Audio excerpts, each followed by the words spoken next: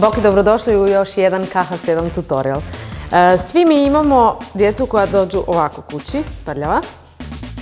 Pa ćemo danas probati ukloniti sve mrlje sa ovim KH7 odstranjivačem mrlja. Osim ove trave, ja ću napraviti još jednu foru, a to je da ćemo izliti malo kave. Na službenoj stranici od KH7 postoji tražilica mrlja. Znači pronađite mrlju s kojom ste uflekali odjeću i točno tamo ćete dobiti uputstvo kako je odstraniti. Sad trebamo pričekati 5 minuta da odstoji i nakon toga ide u mašinu. Kao mali tips and tricks, vrlo malu količinu, onak tipa jedan čep, dodajte u bubanj.